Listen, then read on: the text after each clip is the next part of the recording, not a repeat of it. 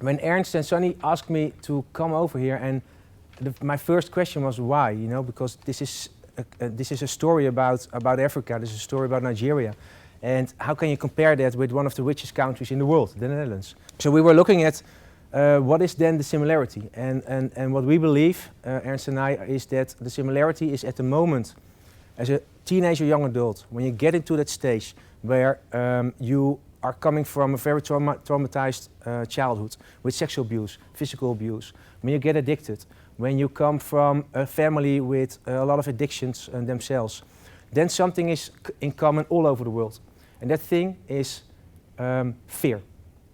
And fear in an age of 13 till 25 is a dangerous thing. Why? Because with this fear, other people can make advantage of it. And that's what you see a lot, and that's what you see worldwide, and that's also what we see in the Netherlands. Why Yes We Can youth clinics? Why 11 years ago needed to be a new treatment center for teenagers and young adults? The success of Yes We Can youth clinics, what is it that we do that makes a success of almost 72%? 72% of all the teenagers who come in our place after 2 years are out of the healthcare system and they are back into society. If we don't give them a really good reason to change, they will not change. They will not do it. They will stay there. Why? Because that's where they feel safe at that moment.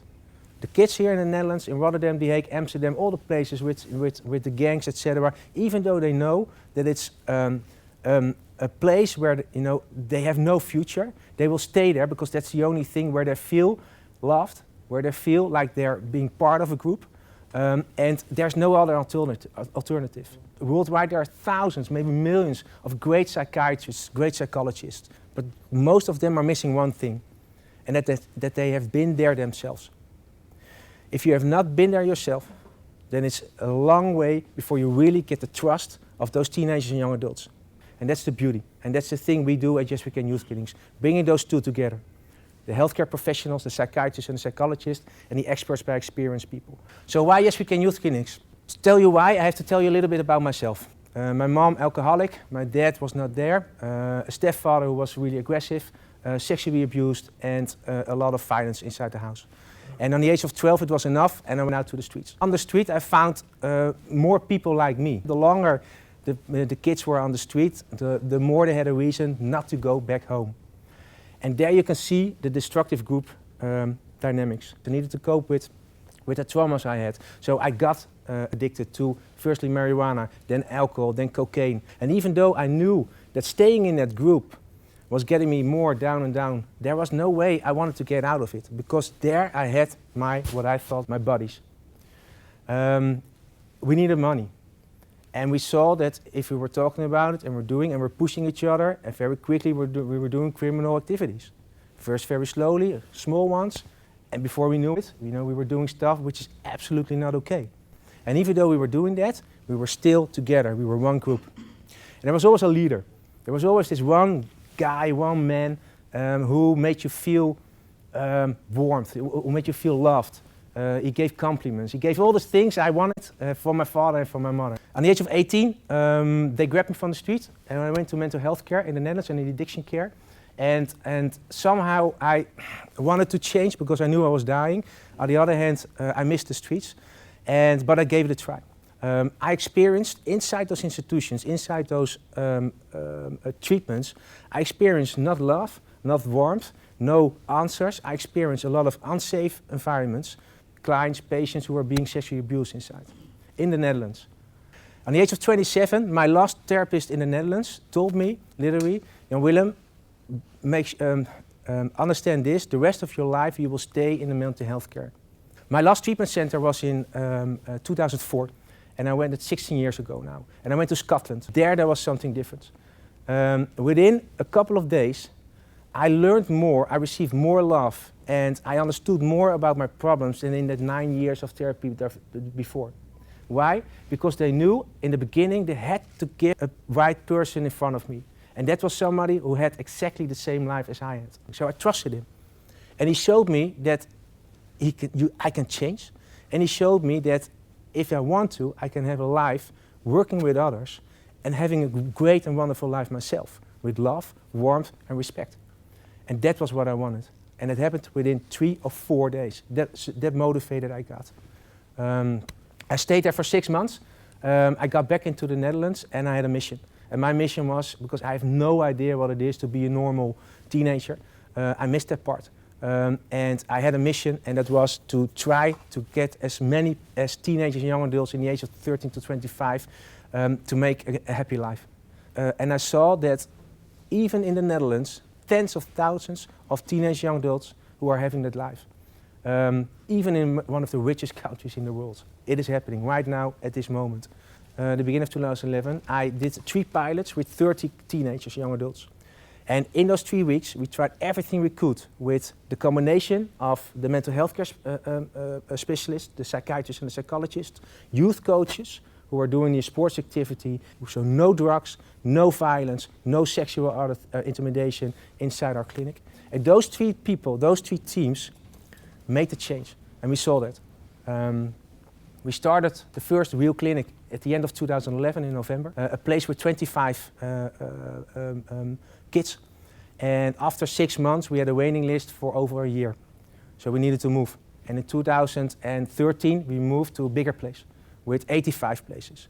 And just in 2017, a couple of years ago, we moved again to the south of the Netherlands in Hilvarenbeek. And today we are with almost 350 healthcare professionals. And we are having enormous fun. Every year we can treat almost 1,000 families. The best part is that a lot of them, most of them, 7 out of them are getting a new life.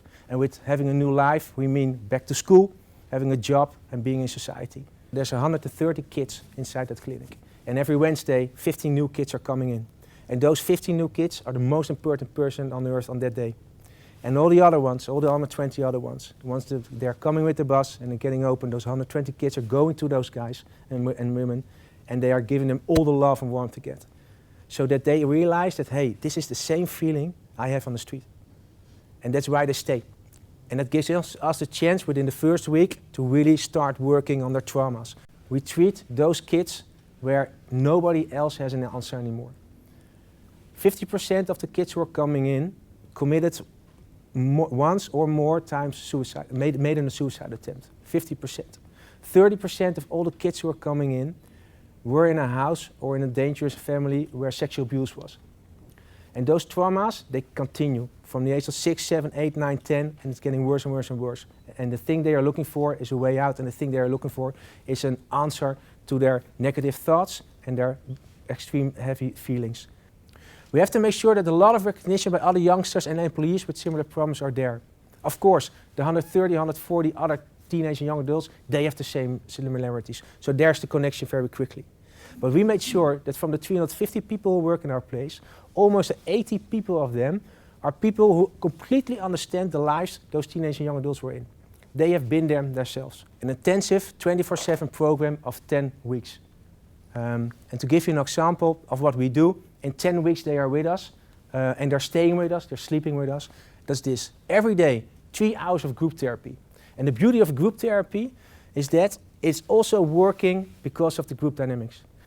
What if in every high school or every primary school, we start every day with 30 minutes of a group session where we invite them to start sharing about their pain. Okay, the aftercare.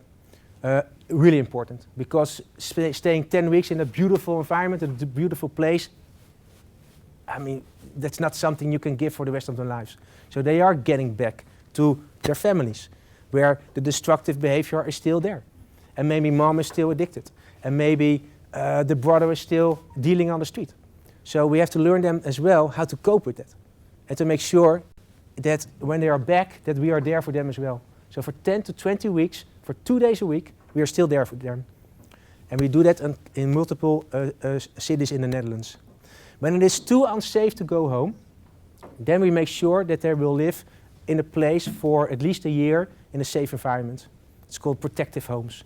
And that also in the Netherlands is pretty well managed, which is, of course, a blessing as well.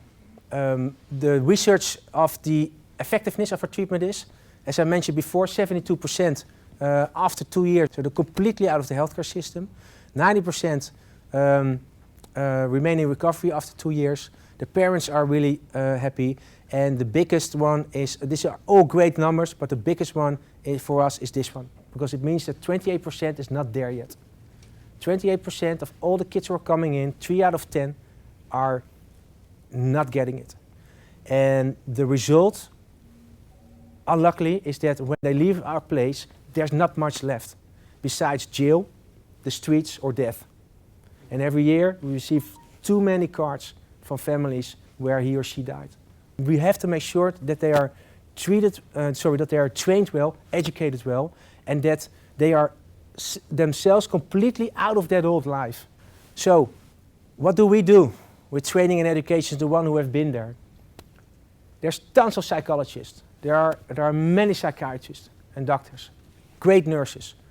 But if you have been there yourself, and we take those ones who are getting in recovery, and we train them, and we coach them, and we educate them, and we're getting them then back to the healthcare system to be workers themselves, healthcare professionals themselves. That's the real power. That's the real experts by experience. In the last 10 years, we have treated almost 5,000 kids. Almost 70 of them are working now in our place. And at this moment, we are educating them as well. We have a Yes We Can Academy. And in that academy, every year, again, there are 16 to 20 former clients, former fellows as we call them, are being educated to become our new colleagues. And that's the real power. And maybe, if that is working for us, maybe that can work as well worldwide. But we were talking about child soldiers. And what if, 10 or 20 or 30 of them are getting out? And they are being educated, to become the ones who can learn the other ones and give the other ones a reason to get out maybe of that place as well. The destructive group dynamics can be changed into positive group dynamics if you have the right people who have been there themselves, in the street, in the prisons, etc. And maybe that's a solution or answer to a lot of problems we have. Thank you. That's it. Thank you very much. Thank you.